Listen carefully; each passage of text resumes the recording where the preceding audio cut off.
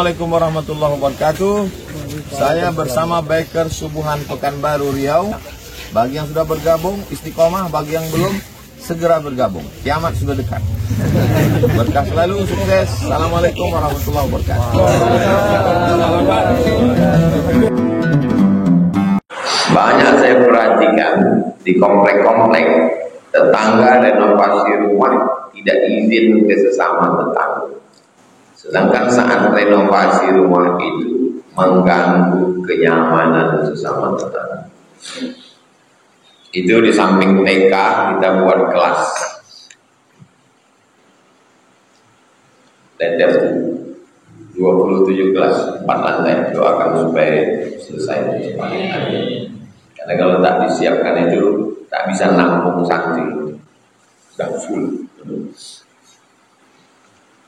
Izin dulu kita ke tetangga, kumpulkan semua tetangga, karena ini nanti akan menanamkan tiang pancang.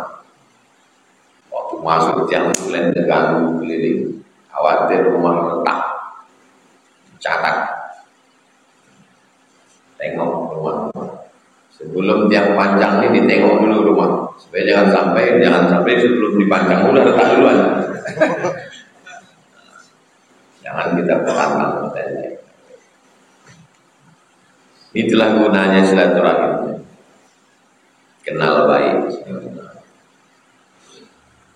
Payah kita kalau sudah sempat bermasalah sama tetangga. Saya membuat kajian ini, musola, masjid, musola, supaya saya tak bermasalah dengan. Saya tak mau bermasalah. Payah kali jumpai Ustaz Somad itu rumahnya berkunci. Ajar semua di situ. Datang ke sini. Tak ada istilah payah jumpai. Terima kasih buat.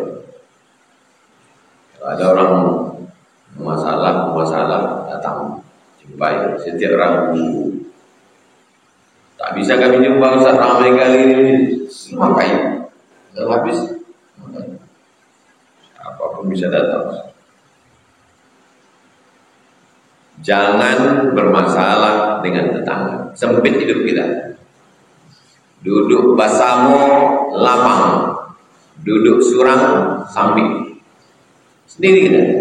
Tangga sebelah lain, tangga lain, tangga muka lain, tangga terus mau menikahkan anak. Mana mau macam yang? Untung dia tak kenal dukun santet. Kalau kenal, 4 dukun menyerang. Mati tegak.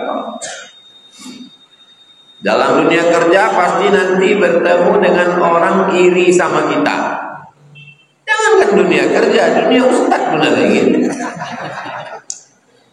Dunia dakwah orang iri dan tidak suka sama kita. Siapa yang menyangka bahwa man yazunnu annahu salima min alsinatin nas bahwa majnun. Siapa yang menyangka bahwa dirinya selamat dari lidah orang, maka dia gila. Siapa yang menyangka bahwa dirinya selamat dari lidah orang. Adakah orang yang lebih baik daripada Nabi Muhammad? Apa kata orang tentang Nabi Muhammad? Majnun, maskur, asatirul awalin, kazab, penipu, pembohong, pendusta, tukang dongeng, maskur, rajulun maskur, orang kena sihir. Allah pun juga diserang lidah manusia. Wa qalatil yahudu yadullah maghlula wa qalatin nasara al-masih ibnullah wa qalatil yahudu uzair ibnullah. Padahal kita baik-baik saja. Kita baik-baik saja. Bagaimana sikap kita Pak Ustaz? Baik-baik aja.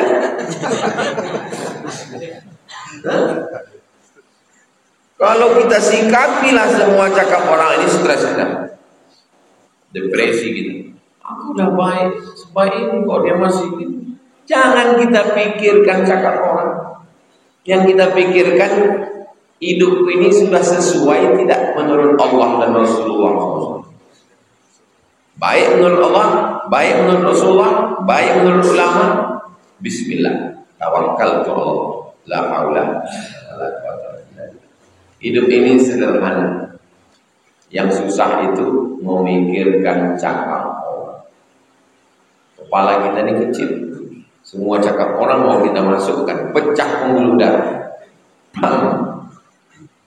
Mati Pak Ustaz, kok mati? Selesai, setengah mati. Jangan pikirkan cakap orang. Saya kalau saya pikirkan cakap orang, udah lama saya mati. Kisah seorang ulama yang menampung air WC tetangganya 20 tahun. Siapa namanya?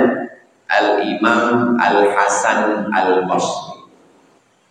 Statusnya tabi'in. Kampungnya Basrah, Irak. Siapa sahabat Nabi yang jumpa sama dia? Abdullah bin Abbas. Rumah dia di bawah, rumah tetangganya di atas, tak Islam. Waktu dia sakit, tak bisa dia keluar kamar, tetangganya masuk ke kamar. Tengoknya di pojok kamar itu ada ember. Ya Hasan Al-Basri, air apa itu? Aku tak tahu, aku tampung aja. Kalau tak salah itu WC itu di atas. Dan berapa lama kau tampung? 20 tahun. Asyhadu an la ilaha illallah wa asyhadu anna Muhammadar Rasulullah. Langsung masuk Islam. Ada pula orang mau masuk Islam, dah sudah siap-siap yang masuk Islam, tak jadi masuk Islam, gara-gara baru parkir 5 menit dah kena masuk. Orang Islam. Dalam kitab apa nih bisa ditemukan Pak Ustaz? Sa'ah wa sa'ah, oraib wa tarab. Semua ada saatnya, kisah-kisah kuning yang disusun oleh Abu Amr Al-Misri. Banyak orang tak bertegur sapa dengan tetangga gara-gara parkir. Baru disebut tadi. Terutama tetangga di ruko. Bagaimana supaya kita bisa sabar menghadapi tetangga yang tidak punya perasaan, selalu menzalimi kita?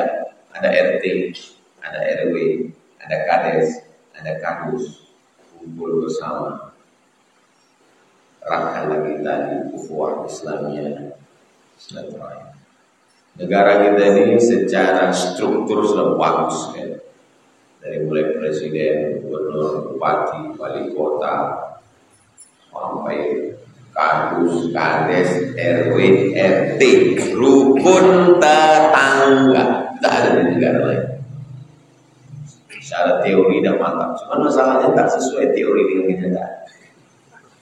Kepolisian dari atas, Kapolri, Kapolda, Kapolres, Kapoltabes, Kapolsek, Babin Kamtibmas, tentara, Panglima, Kodam, Korem,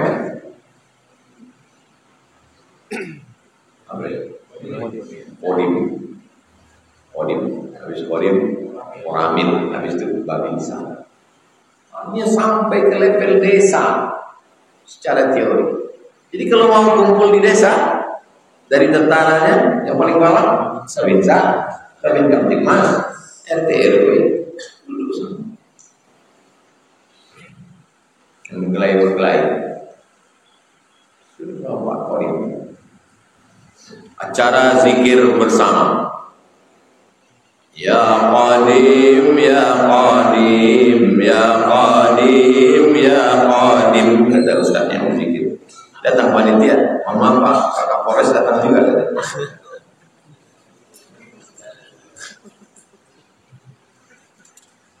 Apakah benar safar setelah sholat subuh tidak boleh mengambil rukhsah?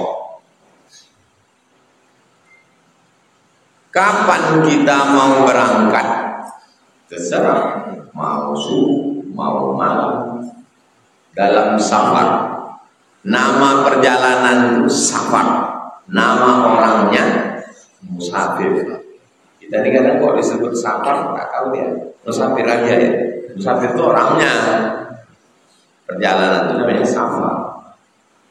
Yang dilihat dalam safar itu bukan kapan berangkatnya, bukan sama siapa, bukan naik apa. Tapi yang ditengok adalah berapa kilo. Katanya Pak Ustadz, saya nggak boleh kosor. Kenapa tak boleh kosor? Karena saya sama rombongan bupati.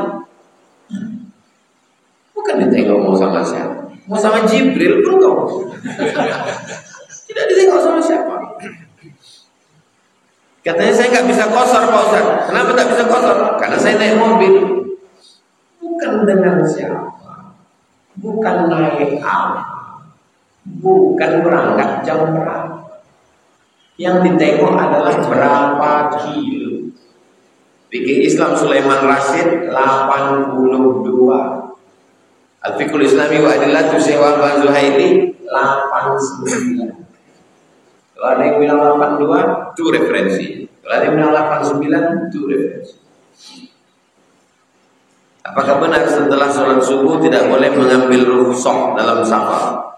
Besok subuh. Assalamualaikum warahmatullahi wabarakatuh. Assalamualaikum warahmatullahi wabarakatuh. Tidak dilihat berangkat jam berapa, tidak dilihat berangkat sama siapa, tidak dilihat berangkat naik apa. Asalkan cukup 82 km atau 89, berlakulah rukhsah sholat jamak atau qasar atau jamak qasar. Jamak saja berangkatnya besok, zuhur sama asar di jamak 4 jamak saja.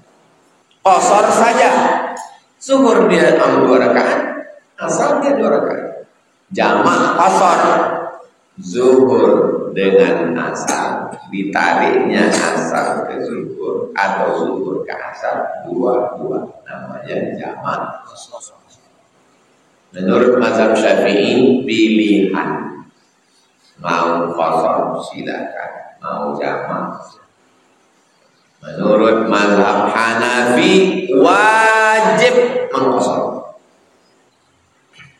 tak boleh lupa, wajib. Karena itu keringanan dari Allah, wajib itu.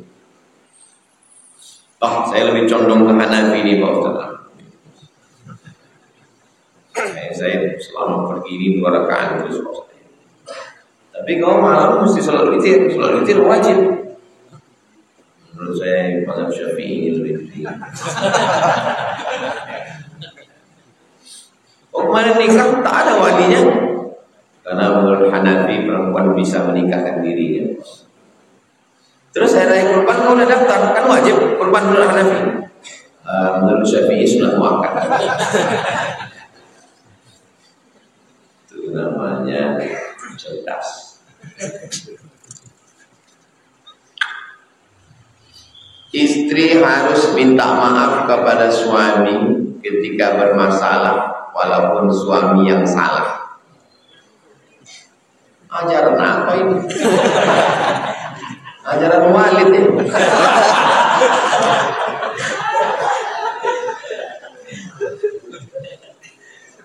Ya, kalau suami bersalah, suami minta maaf. Cuma kita laki-laki ini, laki-laki itu egonya lebih tinggi. Laki-laki itu ingin dihormati. Laki-laki itu ingin dia berkuasa. Laki-laki itu ingin dia superior. Jadi kalau kita berat minta maaf dengan mulut kita, minta maaf pakai WhatsApp. Kalau berat mau bilang, maafkan aku ya. Jangan ibu paksa suami ibu minta maaf dengan mulutnya, karena tidak semua laki-laki siap menjatuhkan harga diri. Laki-laki yang selalu dipaksa, ditekan sehingga dia kehilangan kelelakiannya, akhirnya nanti dia tidak berselera menengok perempuan, terus jadi bencong. Laki-laki yang punya istri anak orang kaya, PNS, gajinya lebih besar, lebih cantik, akhirnya dia tidak merasa punya kekuatan super power. Itulah akhirnya banyak laki-laki berselingkuh sama pembantunya. Pas ditanya, orang heran, ini lebih cantik, lebih putih, kenapa berselingkuh sama pembantu? Orang tidak paham psikologis, karena dia maaf cakap, tidak bisa tak meletus pistol duel bininya, karena dia udah down. Makanya wahai perempuan-perempuan yang sukses, kalian S1, S2, S3, kalian PNS, gaji kalian banyak, kalian bilang ke suami kalian, aku memang anak orang kaya, aku memang PNS, aku memang cantik, tapi di rumah ini kau adalah ibu. Besarkan hatinya. Ini masalah orang sekarang. Bacalah internet itu. Kenapa? Laki-laki kehilangan superior.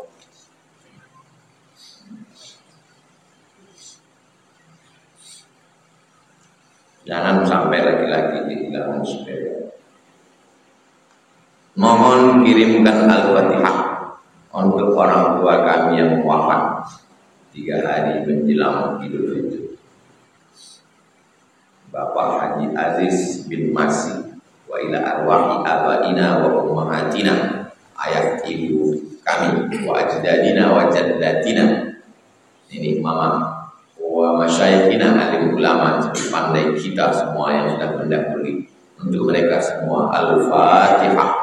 Bismillahirrahmanirrahim. Ar-Rahmanir-Rahim. Maliki yaumiddin. Iyyaka na'budu wa iyyaka nasta'in. Shiratal mustaqim. Shiratal ladzina an'amta 'alaihim ghairil maghdubi 'alaihim waladdallin. Dalam Riyadhus Shalihin ini sudah lewat. Wa in khatimul Qur'ana kullahu, kata Imam Syafi'i, diriwayatkan oleh Imam Nawawi, kalau dikhatamkan sekhatam Quran kana hasanan, the best. Yang paling bagus adalah dikhatamkan sekhatam. Ibu, bapak, ibu sekhatam, bapak sekhatam. Tak sanggup, beli Quran yang 30 juz bisa dicopot-copot. Bapak sejuz, ibu sejuz, anak sejuz, menantu sejuz, cucu sejuz, keponakan, dan dibuat acara apa? Hadiahkan pahala nikah. Tak juga sanggup, dan itulah Zabur, Taurat, Injil bergabung dalam Quran. 114 surat tergabung isinya dalam Al-Quran. Adalah maka dikirimkan Al-Fatihah itu dan jurus terang. Siapapun yang orang tuanya meninggal, teringat kenapa dulu tak belikan baju baru, kenapa dulu tak belikan kue, kenapa dulu tak bawa ke rumah sakit, kenapa, hilangkan kenapa. Kalaulah dulu, hilangkan kalau itu dengan bacakan Al-Fatihah. Asal ingat Al-Fatihah, asal ingat Al-Fatihah. 100 kali ingat, 100 kali ingat. Asal ingat, pukul dia langsung dengan Al-Fatihah. Kita tidak bisa menghentikan pikiran. Kita hanya bisa mengalihkan. Ada orang berusaha untuk menghentikan pikiran. Ada. Bagaimana caranya? Pil anjing gila. Apalagi? Sabu-sabu. Apalagi? Lem kambing. Rencana mau mabuk pertama, rupanya udah dicampur solar. Mau mabuk pun susah sekarang.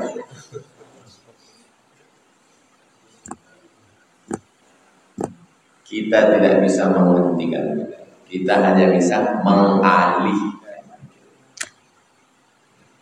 Jadi kalau ada orang bercerita tentang maknya, tentang ayahnya, tentang adiknya, tentang neneknya, langsung Al-Fatihah, mengalihkan. Setiap ingat bacakan Al-Fatihah, bacakan doa Al-Fatihah, niat, semua niat yang baik-baik semoga disampaikan Allah berkat bacaan surat Al-Fatihah. A'udzubillahi Bismillahirrahmanirrahim. Alhamdulillahirabbil alamin. Ar-Rahmanir Rahim. Maliki yaumiddin. Iyyaka na'budu wa iyyaka nasta'in. Nasrul mustaqim nasrul ladzina an'amta 'alaihim ghairil maghdubi 'alaihim waladdallin. Amin. Allahumma shalli 'ala sayyidina Muhammad wa 'ala ali sayyidina Muhammad. Assalamu alayka ya Rasulullah. Allahumma inna nas'aluka salamatan fid din. Selamatkan kami, anak cucu kami dalam akidah Ahlus Sunnah wal Jamaah. Wa afiatan fil jasad, sehatkan badan kami. Wa ziyadatan fil ilmi, tambahkan ilmu. Wa barakatan fil rizqi, tambahkan berkah rezeki kami.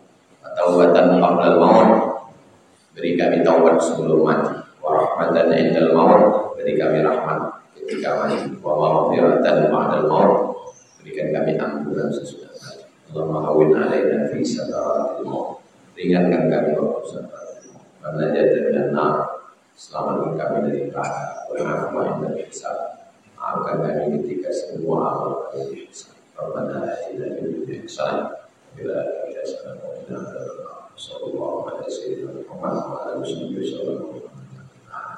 Allahu minkum salat sunat berkaan. Hadis itu nanti sarapan di rumah dibawa oleh Ustaz Baru ikut Ustaz Baru yang